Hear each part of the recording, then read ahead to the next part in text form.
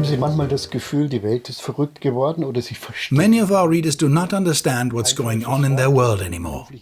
They feel they must have become mad. One single word can ruin reputations and careers. One wrong word and you may even be labeled Nazi or racist, homophobic or Islamophobe. Krank geworden plötzlich. Scheinbar das Selbstverständnis. Things we've always taken for granted get deconstructed. Men are not men, women not women anymore, only social constructs. Although science has proven that there are 2 different genders and not 48. Und nicht irgendwie 48 unterschiedliche Geschlechter. Century-old rational scientific findings are being kicked into the dustbin and replaced by lofty fantasies which nevertheless begin to rule mankind. Verstand irgendwie in der Mülltonne gelandet werden. Dear Douglas Murray, you've written a book about this phenomenon and you named it Madness of the Crowds. What is this madness and how has it been able to develop? What kind of madness do you describe? Where does it come from? My diagnosis is that there is something happening that we haven't noticed the depth of what is happening. We've noticed some of the symptoms. But there has been an attempt in recent years to effectively impose a new metaphysics, a new religion on the West. It's a religion based on anti-racism, anti-sexism, anti-homophobia, and anti-transphobia, and a few other things. To demonstrate that you're a good person, you will demonstrate that you are an anti-racist, that you are anti-sexist, anti-homophobic, anti-transphobic.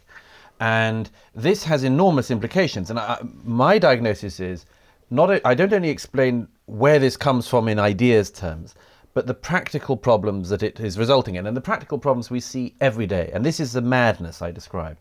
There's all sorts of reasons why this is deranging our societies when we try it out. But just one of them is that each of these rights claims, each of these claims of the social justice warriors, as some people call them, each of them runs against each other.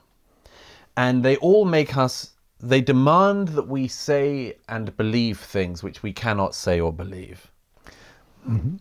A new religion, you say. That's a rather strange thing. It strikes me as strange because I thought that modern people and young people were not especially pious.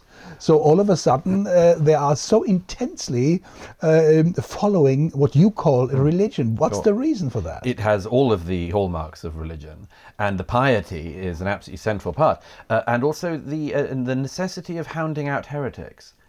Finding the people who refuse to say the correct things, finding the people who use the incorrect words, who say things that everyone thought until yesterday, but today we've decided are not the case, and therefore we have to destroy the heretic. This is a very profound and deep claim. I think that a lot of people didn't notice it coming, or thought they could give a little bit of what the new religion demanded. And then you find that it has demand after demand after demand. And I show in the book why it's not possible for us to agree to all of these things and still, at any rate, keep any sense of rationalism or indeed, I think, self-respect. It's this belief that started on the American campuses and then wafted across the West in the last 10 years. It's very, very recent. And it's the idea that that society can be best understood by looking at who is privileged and who is oppressed. And it takes the view that people are oppressed depending on their race, depending on their sex or gender, depending on their sexual orientation, and a few other things. And these people, if their oppression can be lifted, you'll discover that they all interlock. And the claim of this really nonsensical movement in lots of ways is that because they all interlock, these oppressions, if we work them out one by one, we can unweave this effectively, at the end of which, what happens? We're not really clear. Something maybe like eternal justice, fairness across Earth. This seems to be the claim that happens at the end of it. That's wonderful, isn't it? Young people are striving to create a better world by lifting oppressions. Yeah. That's wonderful. I mean, why do you why do you object to that? First of all, of course, it should be acknowledged why this is appealing to a lot of people, and I explain this that among other things, it is understandable that a younger generation in particular, growing up in the wake of the financial crisis of 2008, who find it, for instance, hard to get on the property ladder, who find that capitalism doesn't seem to be working for them as well as they were told it would do, that people who have these views might end up wanting to believe in a system of all-encompassing global justice. Yes. I.e., if you can't, your own life doesn't seem that easy to mend, but the world apparently is. There's an enormous appeal in that. So I think that's one thing. But so there is a plausible claim within this. There's a plausible motivation, let's say. The problem with it is, to put it simply, that it will not work. It cannot work. But if you have a... Was ist falsch daran? Was ist falsch daran, wenn man die Welt zu einem besseren Ort machen will? What's wrong making the world a better place? It depends if you are making the world a better place or if you're making it worse. One of the things I show in the book, in the chapters on homosexuality, sex, race, and trans in particular, is that actually this is making everything an awful lot worse. And let me give you, the analogy I use is, on a whole set of these claims, particularly to do with gay rights, with women rights, with equal racial rights and more, in each of these cases, by the late 20th century, the situation for all of these rights claims had increased exponentially. They all seemed, in the analogy I give, to be like a train gently, finally pulling into the station it should have been at. And then in the last 10 years, it's as if the steam train got an unbelievable burst of new energy, went racing off down the tracks, careered off through the barricades and off into the landscape somewhere. Why do we have this presentation in the last few years in particular, as if gay rights have never been worse? Why, for instance, our societies are presented as uniquely transphobic, as particularly horrible for trans people to live in, as if there's a constant war against this minority within a minority. And I think what it is the weaponization of each of these rights claims. The weaponization of being gay, the weaponization of being a woman, the weaponization of being of a different ethnic background in particular. These have been weaponized to wage a very specific war on what is seen to be the problem. And the problem is seen to be white, elderly, patriarchal male culture. Oh my God, that's all me. Yeah, that's a problem for you, Roland. You're speaking about war. You're speaking about weaponization. Yes. So I've come in 10 minutes now from a striving for a better world with a lot of nice people to weaponization and war. Who are the drivers of this trend? So who is actually most active in putting it forward? The origins of it, specifically in the American Academy, are very clear, and I name names, and we should name names on it. Very, very poor, loose, weak thinking that has, in the last 10 years, metastasized out into the culture. And it's metastasized out not just in, it's not as if it only happens in academia, in the pop world, in the pop culture world. You see this through Hollywood, you see this in the music industry, and and you see it, of course, in the media. Let me give you two very quick examples. The New York Times in late 2017 running an opinion piece with the headline, "Should I allow my children to play with white children?" Okay. Give another example from a few months later when a story... And the answer was no, of course. Well, sometimes. The answer was basically, it's not safe. Nice. It's not safe to play with people of another race. And let me give another example, a ridiculous example, but a fairly common one. The Guardian in the UK runs a piece about cycling deaths in London. And the headline of the article is, "Why roads designed by men are killing women." Okay, as if the point of the road builders in London is, how can we get more women crushed by lorries? We didn't know. Right. It's a secret plan. Why are we doing this to ourselves? Why are we inventing these new deranging ways of looking at the world? In fact, we aren't inventing them. We're simply pushing them further and further. And every time we do this, we're pushing ourselves towards this terrible endpoint, which the roots of which I explain in the book, which are each of these rights claims runs against each of the others. So I say, be at the very least careful about them. But what do these people hope to achieve? I mean, you know, the measures are getting more brutal every day. Well, do they? I would have thought that it's an aim of most of the people to have an harmonious societal life and to get on as nicely as one can. Well, but if I explain in the trans chapter what I think is actually happening, among other things, which is, look at the claim that is made on trans. And I explained that if you wanted to make a plausible rights claim over the transsexual issue, you would start with people born with genital abnormalities, of which it's not common, but it's more common than most people think. People born in a situation that is described by doctors as intersex. If you were interested in that sort of issue, you would start with a rights claim based on intersex. Why is it that in 2019 that is not the rights campaign that is happening? The rights campaign is, if the big bearded man with a penis says he feels like he is a woman, how dare you not say he's a woman?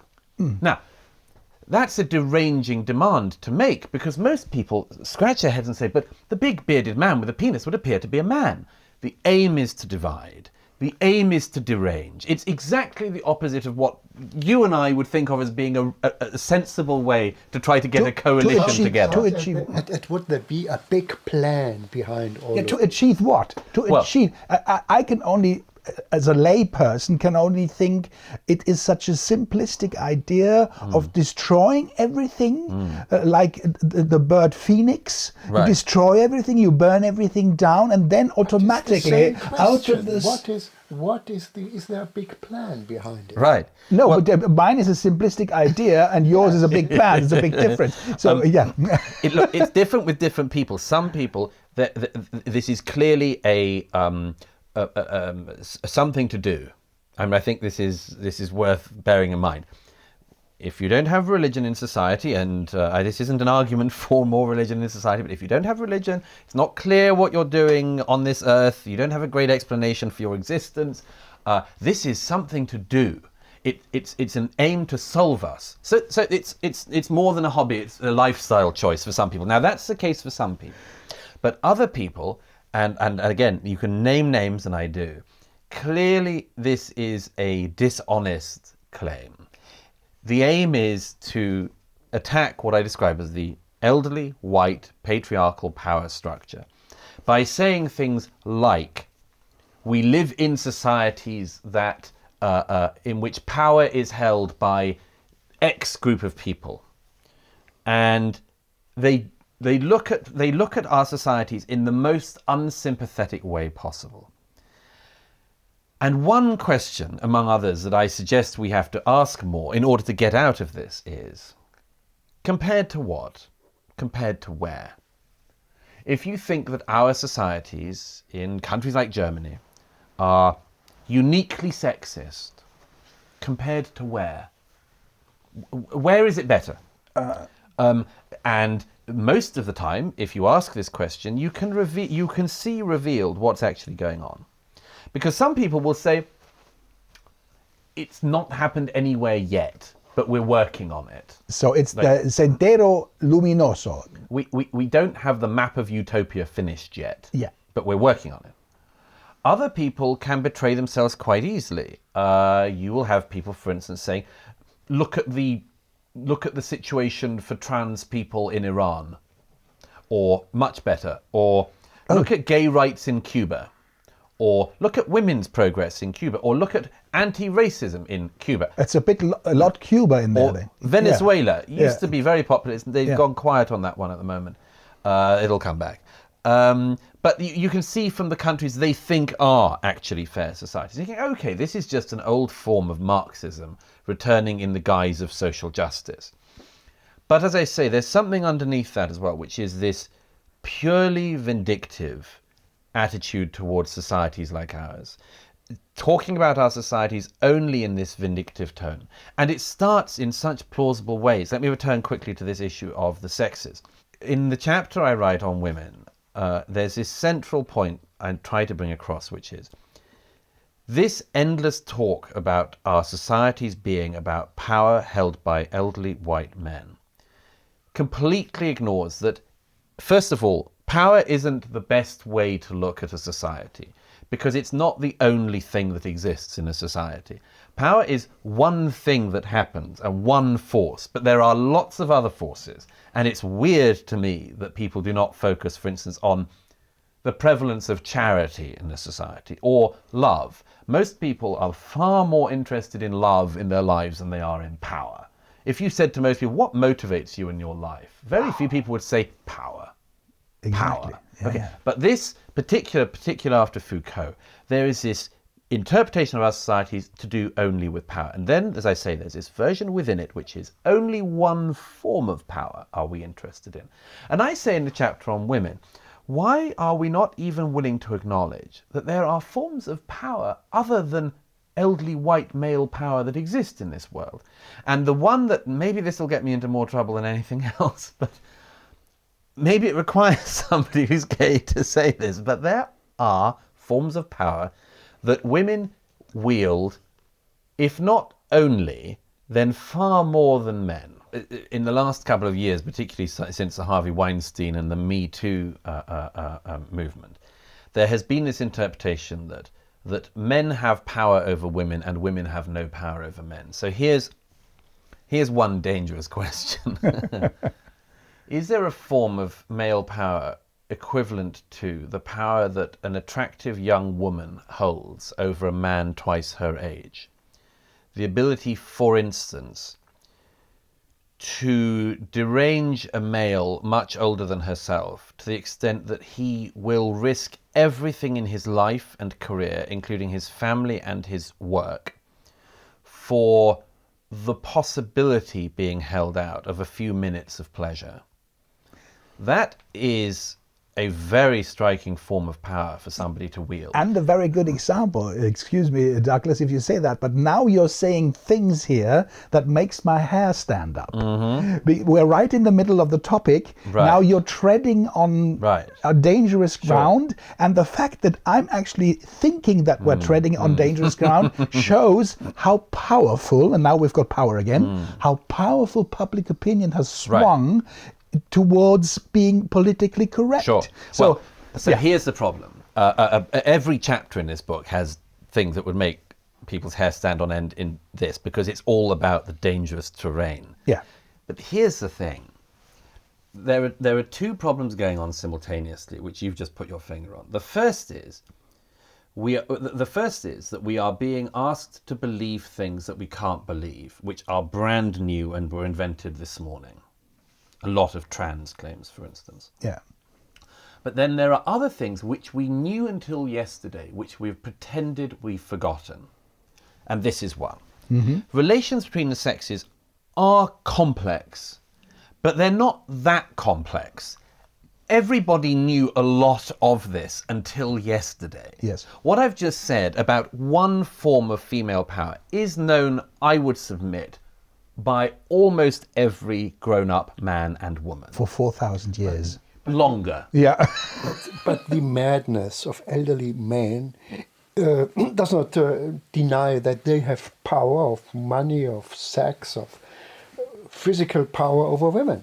But I'm saying there's all sorts of power. Yeah. And the interesting thing to me is, why do we only focus on certain parts of it? Why do we only focus on the elderly white male power? Why? I'll give you another example.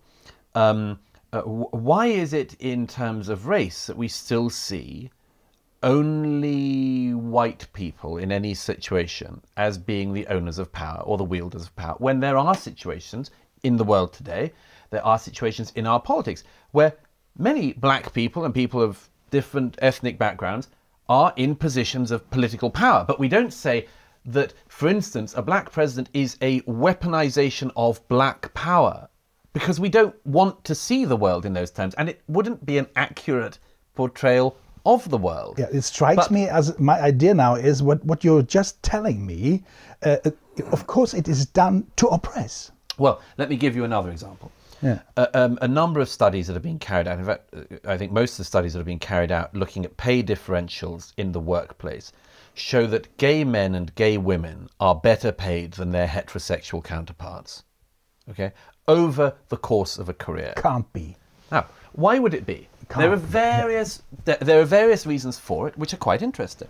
One is, for instance, that gay people are much less likely to have children, therefore are likely to put in the late hours at the office, maybe more hours than their heterosexual counterparts who are parents are able to put in, and maybe over the course of a career in certain professions, for instance in the law, where long working hours, or in the city, in finance and much more, maybe this is explained by a lifestyle issue. Maybe it's explained by something to do within the upbringing and the desire for validation and all sorts of other things. Maybe there are all sorts of interesting explanations it could be. But, as I say, the studies show that gay men and women are better rewarded over the course of their career than their heterosexual counterparts. So, is this a gay advantage?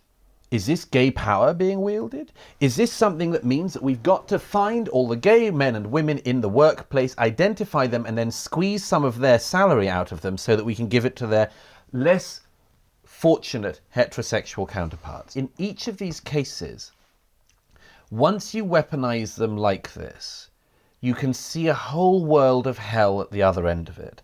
I give the example in the chapter on race that's perhaps most obvious.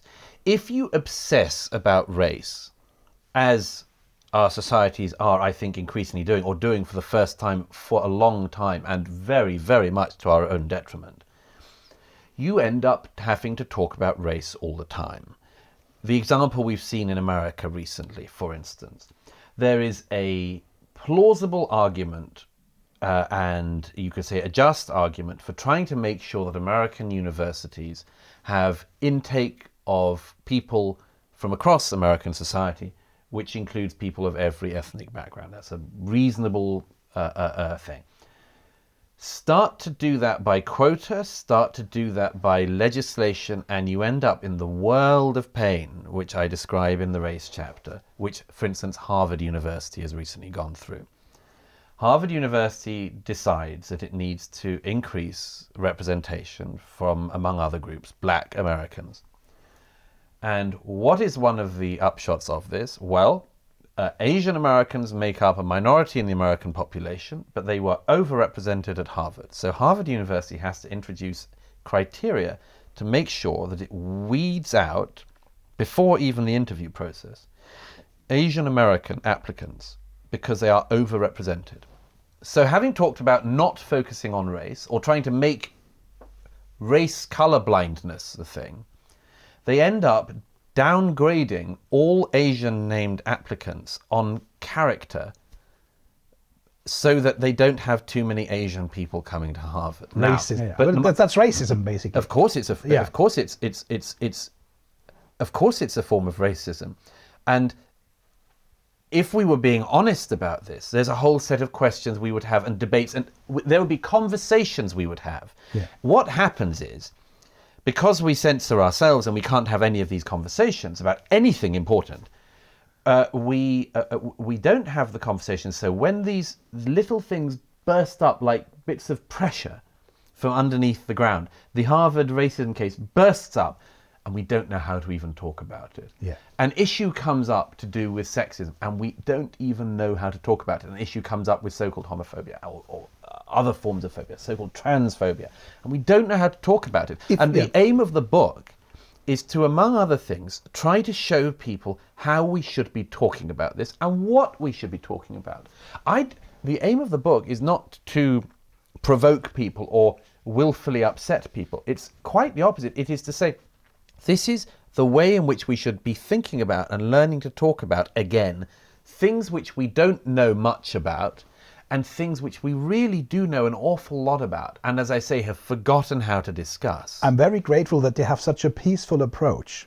Yeah, because when you say clearly, and everybody can see that there is the white male, the white elderly male, weaponized against. So he's the one being attacked by this development.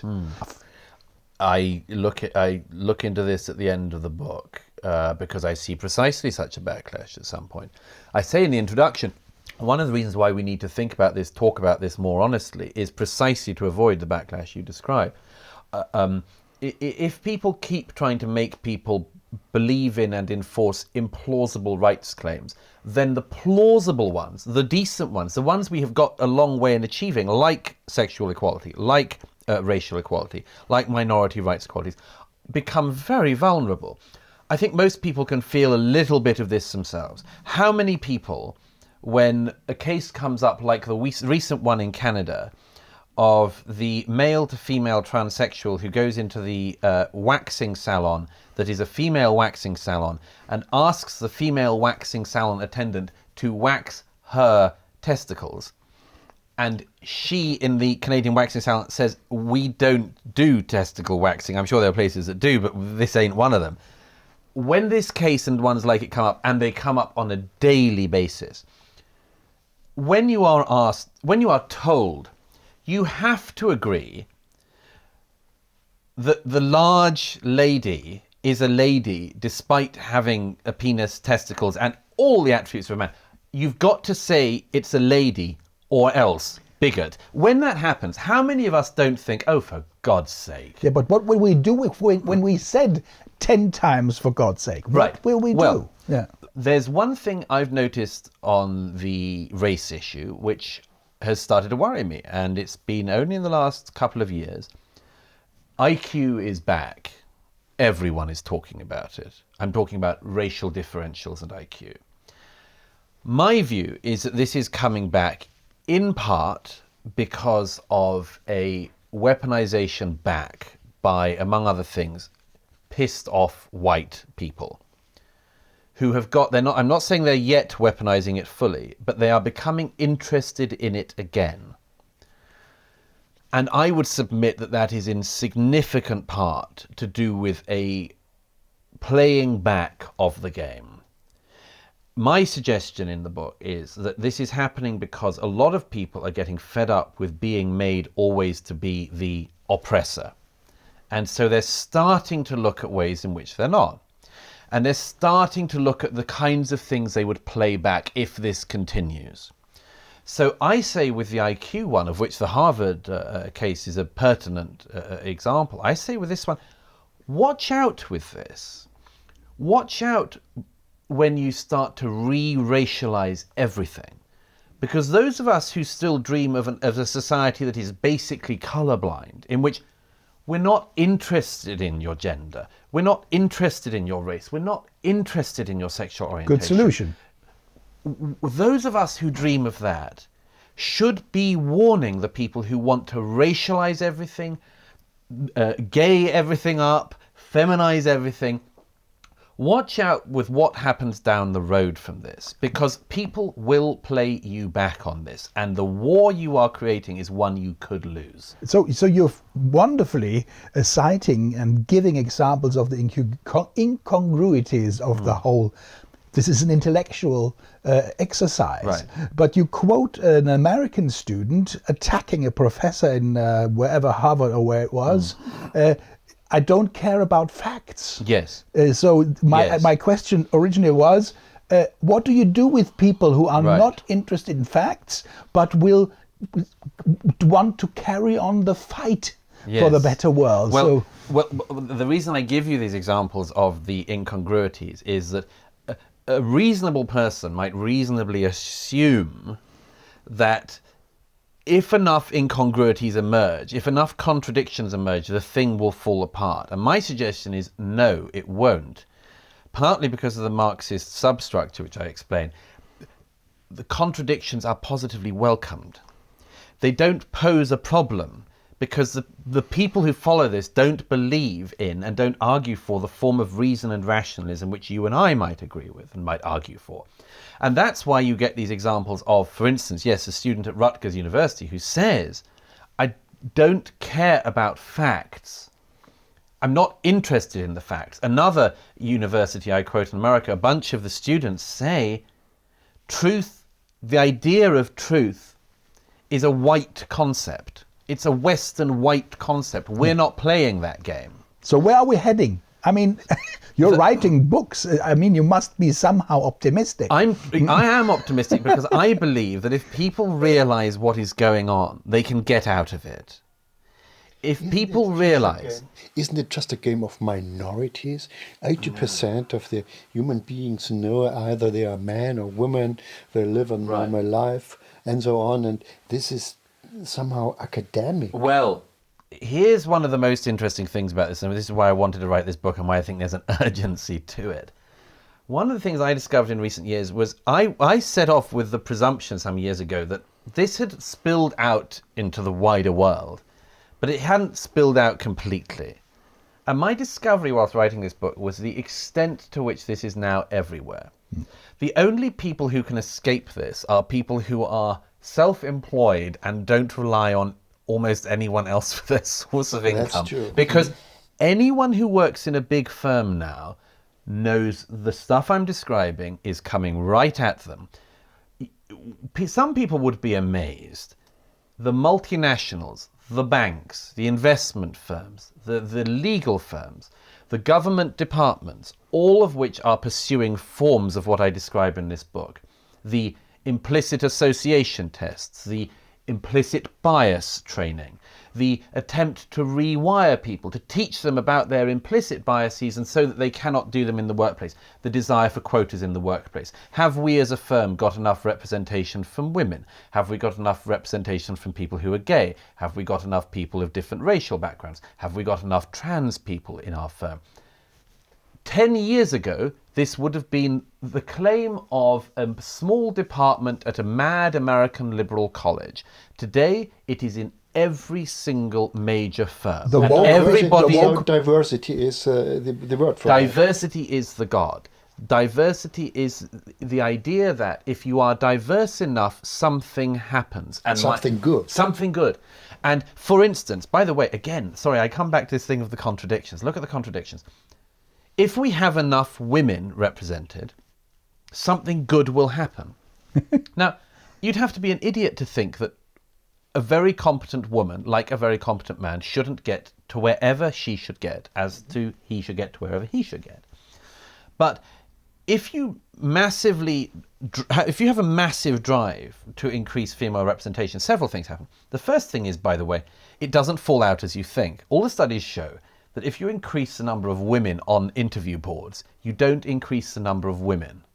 Mm-hmm. Okay, why?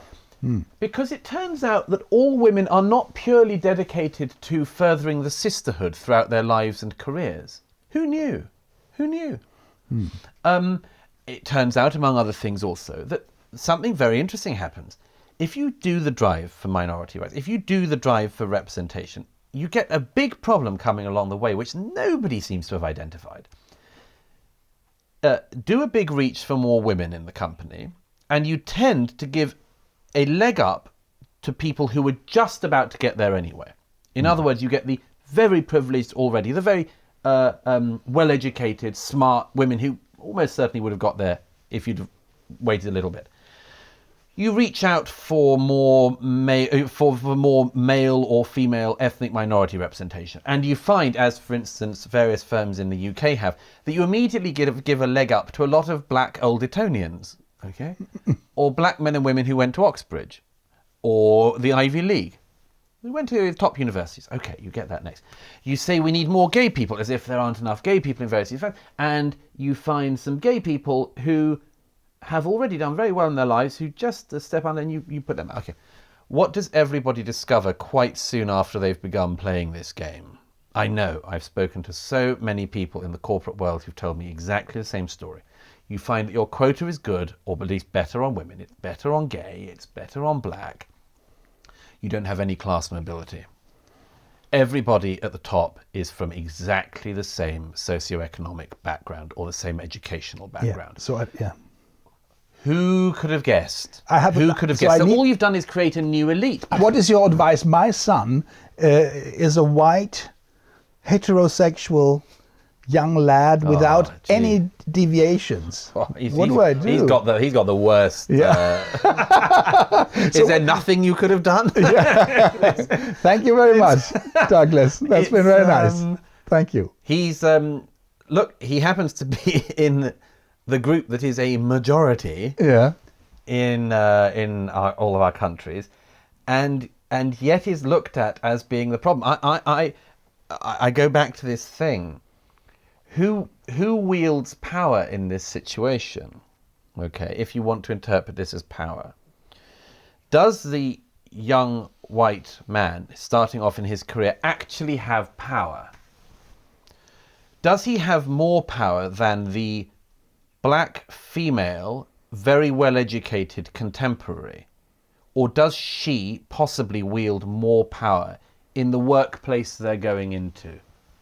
I would submit for the time being, she definitely wields more power. You seem to me like a gardener. I see an eutrophy. Is this the same word in English? Eutrophy? Atrophy. Eutrophy when a little lake gets over fertilized, Right. There's too much growing, because I see this development that you're describing, Right. with all this diversity shit coming up and getting more and more complicated in every field of the world, and more dangerous for the individual. It's to me a eutrophy, it's like a disease. Right. And you, like a gardener who's trying to weed it a little bit out. I'm trying to warn people what the consequences are of playing this game to the end of the road. So how's your prognosis? Will it help? I think it will, because going back to this thing of there is a way out, which I try to explain in the book, a proper interpretation of what we are doing, or at least a more reasonable and rational interpretation of what we are doing in our societies, and a more reasonable attitude towards ourselves and the societies we've grown up in. I think it's eminently possible, and I think that if you warn some people enough of where we're going, some people, maybe a lot of people, maybe the majority in due course, will realize that and reverse. Okay, that's my hope. But the problem is that there are an awful lot of people, going back to your question, that there are an awful lot of people who've now grown up almost completely imbibing this interpretation of our societies. So we have to fast find ways out of this. And one example I give, which I really, really want people to think about, is the issue of forgiveness. This is almost too big an issue to open up, but it has to be opened up. We live in this society where young people in particular are not wrong in the fear they have of the world they're in. The fear of acting in the world. There's an essay I cite in the book by Hannah Arendt from the 50s about this issue of how we act in the world. And it's so important, and nobody is thinking about it. And Hannah Arendt says in the 50s, it's always a complexity, this issue. What we do in the world is undoable. It's not possible to undo it. Unundoable. When we do things in the world, we don't know the consequences down the road of our actions. We don't know the consequences of our words even. And Arendt says there's only one answer we've ever come up with as a species for this terrible, terrible problem, which is the mechanism of forgiveness. And we live in societies now in which the online world has made acting in the world terrifying. A young woman going to a prom, the end of year prom in America, wears a red dress that looks kind of Chinese inspired, and she puts a photo on Instagram and says, she wants people to say, hey, great dress. She's an 18-year-old girl. She's not at all famous. She does this. She becomes world famous overnight because people are sending messages on social media saying, what was the theme of the prom? Casual racism? Because the white American girl isn't meant to wear a Chinese-influenced dress. Cultural appropriation. Because it's cultural appropriation. Now, my point on this is less about the girl herself and the claim being made about her than what would you dare to do as an 18-year-old in a world where this could happen? You could become famous like that for a photo. And my point is, everybody knows about the danger of acting in this world we're now in, which is far, far more dangerous in this regard than it was when Arendt was talking about it in the 50s. But we spend all of our time on the punishment and none on the mechanism of how to get out of it. And the only mechanism out now, as it was then, is some form of societal forgiveness. Nobody seems to care about this. For instance, we destroy people's lives on a daily basis for things they have done in the past. There's one American television presenter I give, who, by the way, happens to be a female black presenter, who was hauled over the coals a year ago because some social media posts of hers from 10 years earlier came out showing that she had been skeptical of gay marriage. 10 years ago, everybody was skeptical of gay marriage. She had her career trounced for these historic posts. Now, again, my point is not the specific case. My point is, how might we more reasonably approach ourselves and our fellow citizens? And the only way we have is to work out how we might forgive people. We are stampeding at people and with no mechanism to try to remedy it. The internet doesn't forgive. The internet doesn't forgive. Everything is permanently ahead of us. And we have the same attitude towards our own societies and our own past.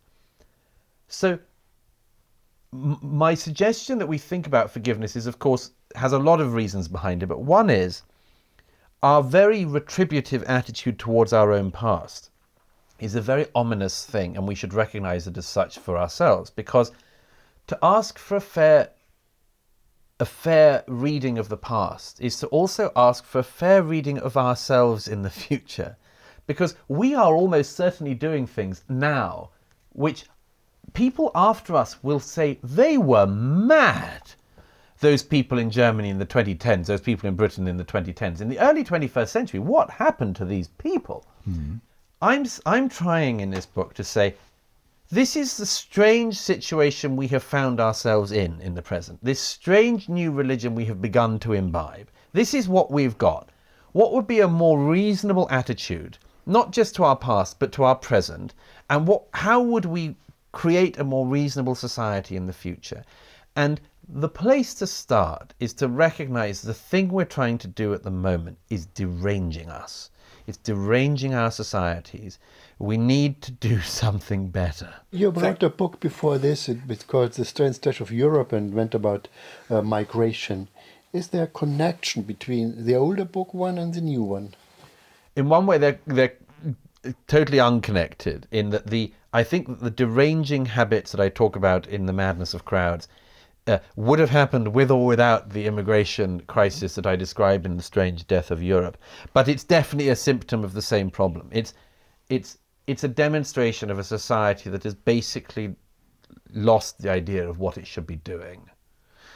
In The Strange Death of Europe, I described migration as being, among other things, something to do. You know, the very diverse multicultural society is at least something new. It's interesting. It's a change of scene, a change of tone. And what I describe in The Madness of Crowds is a lifestyle choice. It's a thing that people do. It's a belief system. It's a religion, and it's a way of life. Something to get up for in the morning. And one of the things that connects both books is it speaking again into this void. What are we doing? And it's a plea, among other things, to urge people to spend our time doing something better. We don't need to, for instance, wildly politicize every aspect of our lives. What we had has been pretty good. And in fact, as I say at the end of The Madness of Crowds, where is it better? Where is this place that is better than what we have in 21st century Germany, in 21st century Europe, in 21st century North America? Where is it fairer? So for the last 2% equality, we are ruining the whole game. I think, yes, I think that in the name of social justice, we are making our societies very unjust. In the names of anti-racism, we're making our societies increasingly racist. In the name of anti-homophobia, we're making our societies risk becoming more homophobic. And in the name of anti-trans, we are making ourselves mad. And we need not to. And as I say, the point of this book is to try to show people the way out. And if I may say so in closing, there's a metaphor I give at the end of the introduction. I discovered when writing this book, from speaking to a friend in the armed forces, that there's a device called the Great Viper in the British Army. There's another name for it in the American Army. And It's an anti-landmine device, but you take it on a truck. You can see this on YouTube, as you can see everything else on YouTube. You get this device on the back of a truck. You put it to the edge of a minefield, and you fire this big rocket called the Great Viper, and it's got a long tail behind it. It goes on for hundreds of meters, which is packed with explosives, and this whole thing lands across the minefield and then detonates. And in the process, it cannot clear the entire minefield, but it can make it safe for people to cross the minefield. So I realized when I discovered this was what I was trying to do with the madness of crowds. I can't clear the whole minefield. Even if I wanted to, I couldn't. But the aim is to try to make a path for other people to safely cross this minefield too. Of course, as my publisher, you will know that there is one downside to this, is it's not clear whether the mine clearing device survives. This is something I should have given more thought to, but it's too late now, so we'll just have to see. Thank you for the Great Viper. Thank you very much.